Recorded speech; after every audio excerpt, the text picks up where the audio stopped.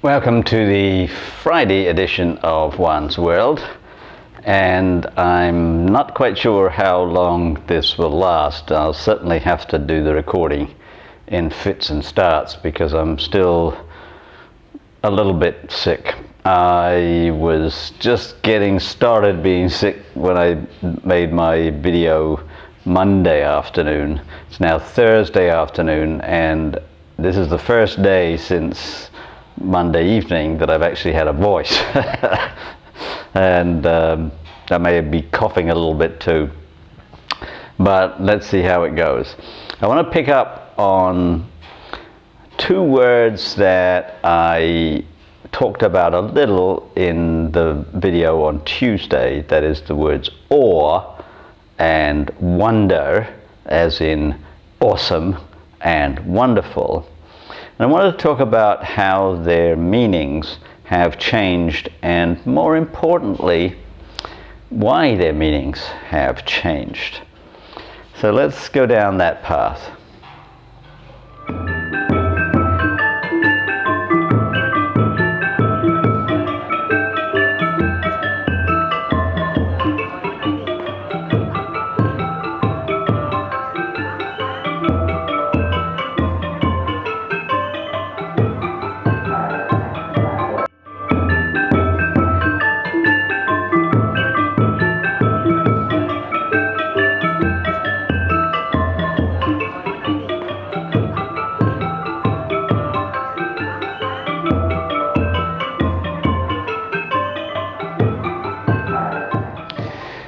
Now, if you look at certain hymns, such as How Great Thou Art, you'll see that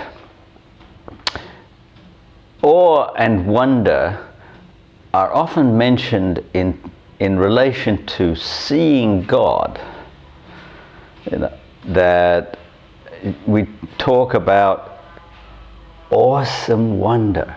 That is, you imagine attending the throne of God in heaven with all the angels and everything, and you are awestruck.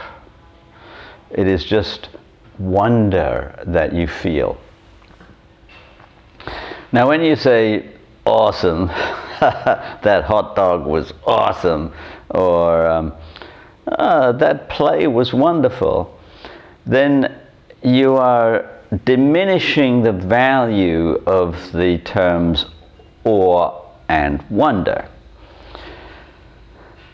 That awe was meant to be so all-consuming that perhaps you can't speak. You can't even really articulate what it is you're feeling, because awe is so overwhelmingly powerful. And wonder, likewise, not like, oh, I wonder what this is, but just the sheer wonder of things. And I don't think we recognize those feelings much anymore.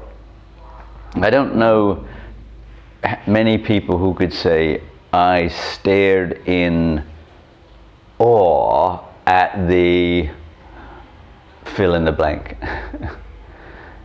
Now, I think I might possibly be able to do that, but it's very, very rare. Like, for example, for my 60th birthday, I made a trip from Buenos Aires, where I was living, down through Patagonia into Tierra del Fuego. And on one of the days in Tierra del Fuego, I was traveling around on a tour, and at one point we stopped at a place where Charles Darwin had camped. And I can, I think, reasonably honestly say that as I stood there and looked around, I had a feeling, perhaps not quite of awe, but certainly of wonder, in the sense of majesty, of power, of the power of the moment, of standing on the spot where Charles Darwin stood on his way to the Galapagos, on his way to getting the data that helped him formulate evolution by natural selection, which of course has become extremely powerful in biology and in anthropology. And so he is in some sense my intellectual forebear. I didn't feel, normal feelings of like, wow, this is wonderful, or gosh, how amazing. I just stood there. I may have stood there agape, like with my mouth open, but probably not. That's I'm probably too self-conscious for that. But there was a sense that I was in some way, don't want to say spiritually connected, because that would not be accurate, but in some transcendent way connected to his voyages and to all they mean to me. But that's once in a lifetime. When I looked up at the ceiling of the Sistine Chapel, I thought, yeah, that's pretty good. Yeah, but I've seen a lot of pictures of it, and I knew it very well. I knew lots and lots of history and all kinds of things about it. I've seen all manner of things. Niagara Falls, Iguazu Falls. I'm very, very powerful, very big water, as Trump sometimes says. I mean, cascading, powerful, thunderous, misty water.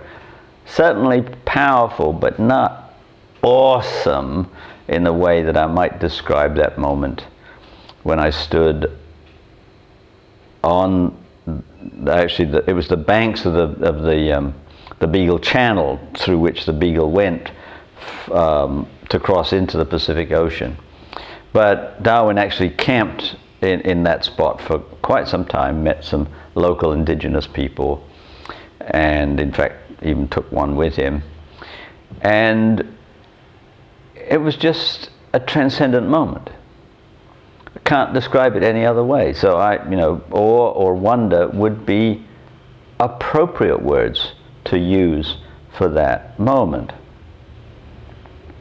Why don't we feel those emotions more often, so that awe and wonder have become watered down to mean pretty good? And I don't have an answer for everybody for that question, because I'm not everybody.